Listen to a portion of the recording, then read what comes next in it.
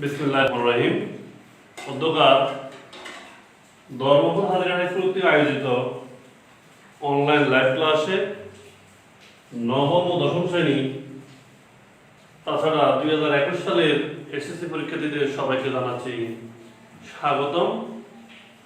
আমি আব্দুল করিম, সহকারী প্রধান শিক্ষক, ধর্মপুর হাজিরা হাই স্কুল সদর নোয়াখালী। এই মুহূর্তে ধর্মপুর হাজিরা হাই স্কুল পেজের যে সকল শুভাকাঙ্ক্ষী আমার এই অনলাইন ক্লাস উপভোগ করতেছে সবাইকে আবারও স্বাগত জানাচ্ছি। আমি আজকে নবম ও দশম শ্রেণীর গণিত বিষয় নিয়ে আলোচনা করতে আসছি। প্রিয় শিক্ষার্থীবৃন্দ, তোমরা জানো আমাদের যে সংক্ষিপ্ত সিলেবাস, এই সংক্ষিপ্ত সিলেবাসে সবচাইতে সহজ একটা অধ্যায় আছে গণিত বিষয়ে, সেটা হলো পরিসংখ্যান। সপ্তদশ অধ্যায় পরিসংখ্যান। আমার বিশ্বাস তোমরা এই মুহূর্তে তোমাদের নবম ও দশম শ্রেণীর গণিত বই নিয়ে প্রস্তুত আছো। তাহলে আমি আজকে তোমাদের গণিত বিষয়ে আলোচনা করতেছি পরিসংখ্যান। পরিসংখ্যান, যার ইংরেজি হলো স্ট্যাটিস্টিক্স।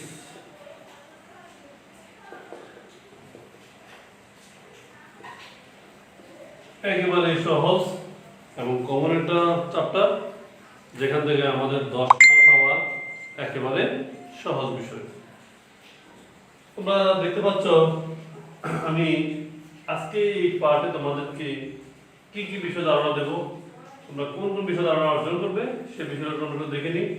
প্রথমত চলক কি, চলক কত প্রকার কি কি, কেন্দ্রীয় ভগ্নতা কি, কেন্দ্রীয় ভগ্নতার উপাদান কয়টি ও কি কি, যে এই দুইটা টপিক থেকে তোমরা এমসিকিউ অ্যান্সার করতে পারবে এবং অনেক ক্ষেত্রে সৃজনশীলের ক নাম্বার প্রশ্নে এই গাণিতিক বিষয়ের সাথে তত্ত্বীয় দুইটা বিষয় আসে।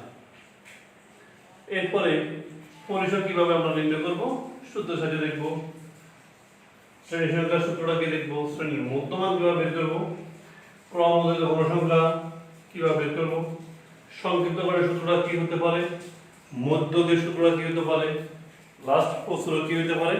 এছাড়াও আমরা এই অধ্যায় শেষে গ্রাফ দেখার মাধ্যমে গণসংখ্যা, বহুভুজ, আয়তরেখ ও জীবরেখা কিভাবে অঙ্কন করতে হয় আমরা সেটা দেখব। যতটুকু পারি আজকে ক্লাসে আমি সূত্রের মাধ্যমে সেটা তোমাদেরকে বর্ণনা করতে চেষ্টা করব। তোমরা দেখো, প্রথমে দিয়েছি আমি চলক। চলক নিয়ে আমরা একটু আলোচনা করবো। চলক কত প্রকার ও কি কি। প্রথমত চলকটা কি? উপাত্ত ব্যবহৃত সংখ্যাসমূহ চলকের মান নির্দেশ করে। চলকের মান নির্দেশ করে। চলক দুই প্রকার। চলক দুই প্রকার। এক নম্বর হলো বিচ্ছিন্ন চলক, দুই নম্বর হলো অবিচ্ছিন্ন চলক। অবিচ্ছিন্ন চলক। তাহলে দেখো এই প্রশ্নটা প্রায় আসে যে চলক কত প্রকার কি কি। চলক হলো দুই প্রকার, একটা বিচ্ছিন্ন আর একটা অবিচ্ছিন্ন। যে চলকের মান শুধুমাত্র পূর্ণ সংখ্যা নির্দেশ করে সেটা হলো বিচ্ছিন্ন চলক। আমি আবার বলছি, বিচ্ছিন্ন চলক কি? যে চলকের মান শুধুমাত্র পূর্ণ সংখ্যা নির্দেশ করে সেটা হলো বিচ্ছিন্ন চলক। আর যে চলকের মান যে কোনো বাস্তব সংখ্যাকে নির্দেশ করে সেটা হলো অবিচ্ছিন্ন চলক। তাহলে আমরা এখন জেনে গেলাম চলক কত প্রকার কি কি, বিচ্ছিন্ন চলক কি, অবিচ্ছিন্ন চলক কি। এরপর আসো কেন্দ্রীয় প্রবণতা। এই কেন্দ্রীয় প্রবণতা বিষয়টা তোমরা অষ্টম শ্রেণীতে পড়েছ, সপ্তম শ্রেণীতে পড়েছ। এরপর আমরা আজকে আরেকটু দেখব যে কেন্দ্রীয় প্রবণতা কি।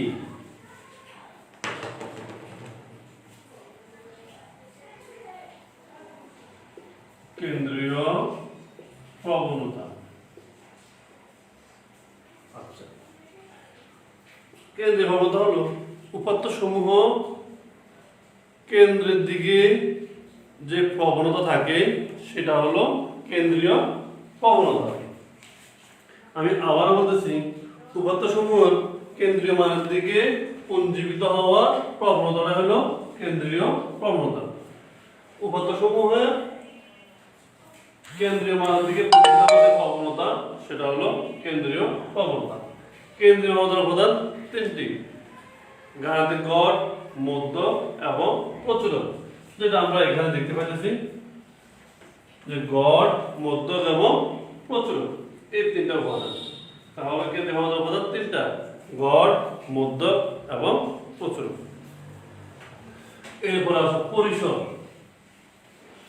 আমরা উপাত্ত থেকে যখন ট্যালির মাধ্যমে গণসংখ্যা বের করব, সেক্ষেত্রে আমাদের পরিসর নির্ণয় করতে হয়।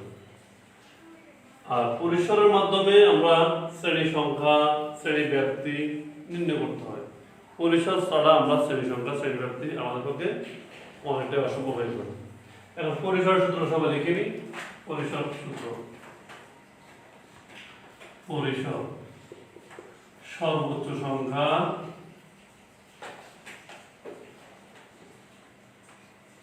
বিয়োগ সর্বনিম্ন সংখ্যা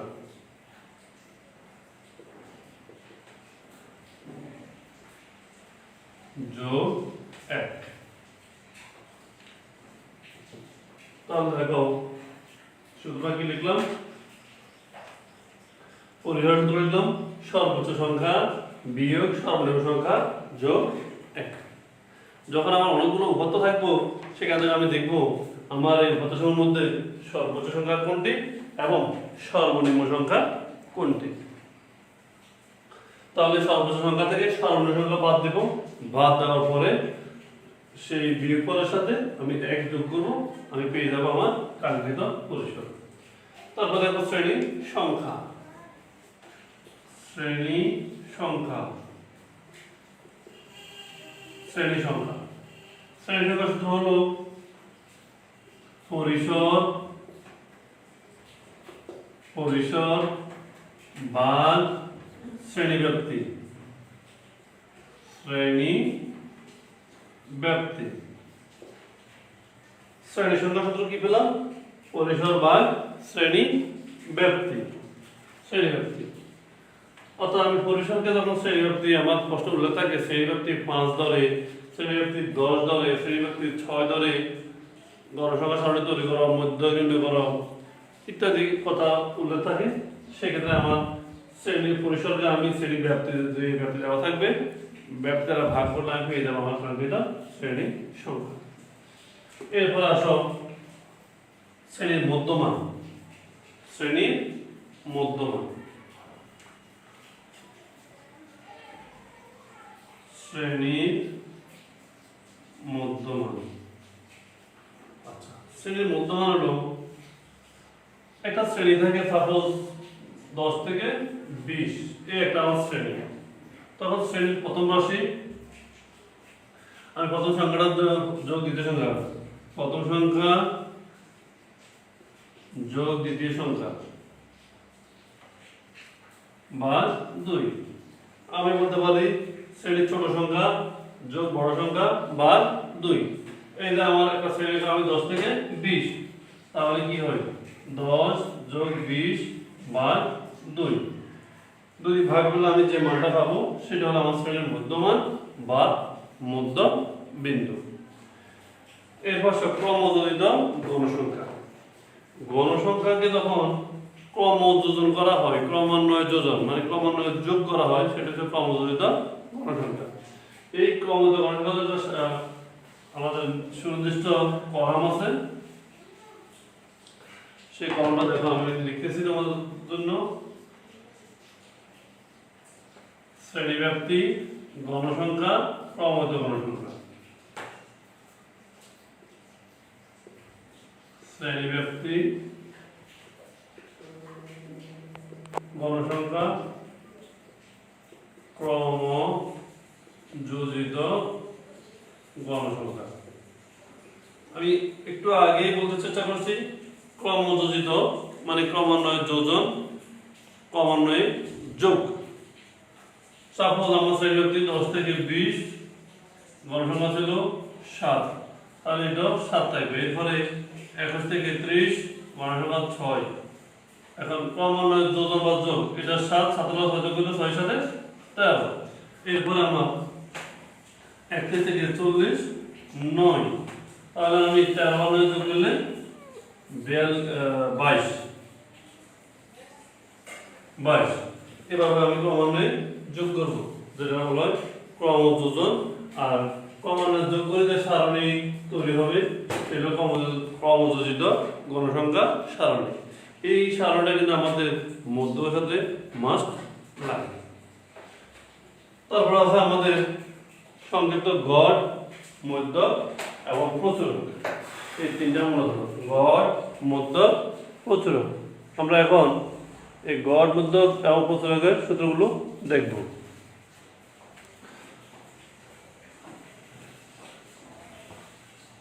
আচ্ছা, প্রথমে একটু প্রচুরক নিয়ে আলোচনা করি। প্রচুরক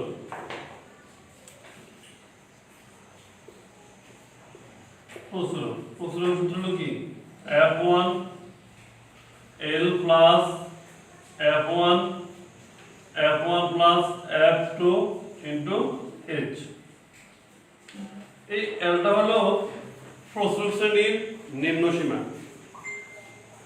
তো প্রচুরক শ্রেণীর নিম্ন সীমার জন্য আমাকে প্রথমে প্রচুরক শ্রেণী নির্ধারণ করতে হবে। কোনটি প্রচুরক শ্রেণী? যেই শ্রেণীর গণসংখ্যা সবচেয়ে ছোট, যে শ্রেণীর গণসংখ্যা সবচেয়ে ছোট সেটি হলো আমার প্রচুরক শ্রেণী। F1 প্রচুরক শ্রেণীর গণসংখ্যা বিয়োগ আগের শ্রেণীর গণসংখ্যা। আর F2 প্রচুরক শ্রেণীর গণসংখ্যা বিয়োগ পরের শ্রেণীর গণসংখ্যা। আর H হলো শ্রেণীবৃদ্ধি। প্রিয় শিক্ষার্থী, আমরা আগামী ক্লাসে এটা অঙ্ক নিয়ে আসবো, সৃজনশীল অঙ্ক বোর্ড প্রশ্ন বিশ্লেষণ করে। তোমরা ভালো থাকবে, সুস্থ থাকবে। আগামী ক্লাসে দেখা হবে সেই প্রত্যাশায় বিদায় নিচ্ছি। আমি আব্দুল করিম, সহকারী প্রধান শিক্ষক, ধর্মপুর হাজরা হাই স্কুল, সদর, নোয়াখালী।